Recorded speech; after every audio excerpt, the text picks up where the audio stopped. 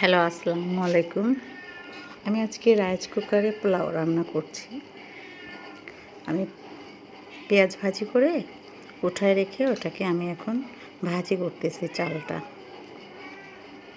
চালটা ভাজি হয়েছে, পাশে গ্যাসের চুলা পানি গরম দিয়েছিলাম। আমি ওই গরম পানিটা আমি ঢেলে দিলাম, একটু লবণ দিলাম, একটু নাড়াচাড়া করলাম। আমি কেওড়ার পানি এবং গোলাপ জলটা দিছি, ওইটা আমি স্কিপ করে ফেলছি। আচ্ছা, এবার একটু গুঁড়ো দুধ দিলাম এর ভিতরে। আমি পোলাওটা একটা স্বাদ হয়, এটার জন্য আর কি ঢেকে দিলাম।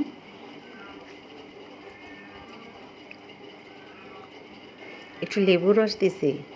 লেবুর রস দিলে পোলাওটা কিন্তু ঝরঝরে হয়।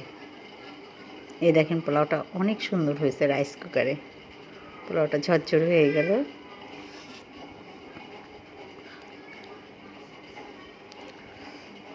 ঝরঝরে, এখন এরপরে আমি একটু বেরেস্তা দিব।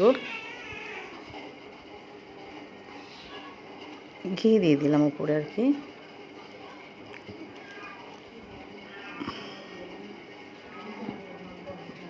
বেরেস্তাটা দিয়ে দিলাম, দিয়ে আমি এখন পোলাওটা ঢেকে ফেলবো। আচ্ছা, এখন আমি একটু রোস্ট করব। দেখেন, এখানে রোস্টের সব মশলা রেখে দিছি। একটা স্টার, একটা কালো এলাচ, আপনার সুপারি, যেটাকে সুপারি বলি, জয়ফল। এটা জয়ত্রী অল্প করে আমি নিই না, একটা গন্ধ লাগে আমার কাছে।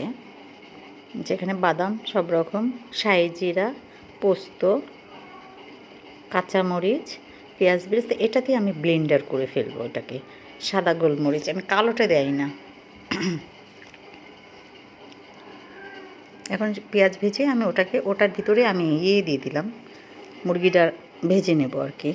পেঁয়াজ বেরেস্তা করে উঠে রাখছি। একটু হালকা করে ভেজে নিই আমি রোস্টটা।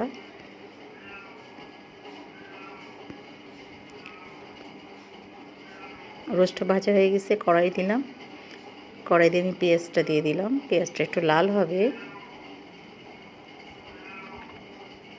দেখেন, এটা হচ্ছে তেজপাতা, এলাচ, দারচিনি, লবঙ্গ, সব মশলাগুলো দিয়ে দিলাম। জিরে, রসুন, আদা, ঝালের গুঁড়ি, হলুদ দিই না আমি, কিন্তু হলুদটা দিয়ে। আচ্ছা, এটা হচ্ছে যে মশলাটা দেখাচ্ছিলাম, এটা আমি ব্লেন্ডার করছি। এটার ভিতর কিন্তু আমি কাঁচা মরিচ, কাঁচা পেঁয়াজটা ব্লেন্ডার করে দিয়েছিলাম। মশলাটাকে আমি সুন্দর করে কষাই নিলাম, নিয়ে আমি ভাজা রোস্টগুলো ওর ভিতরে দিয়ে দিলাম।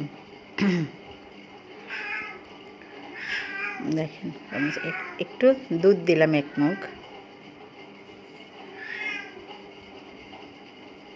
একটু চিনি দিছি হালকা। এখন আমি যে পেঁয়াজ বেরেস্তাটা দিয়ে দিলাম। কাঁচামরিচও দিছি, কিন্তু বড় 6টা-7টা কাঁচামরিচ আস্তে আস্তে দিয়ে দিলাম। এই যে আমার রোস্ট হয়ে গেল। দেখেন কত সুন্দর কালার আসছে। যদি ভালো লাগে একটা লাইক, কমেন্টস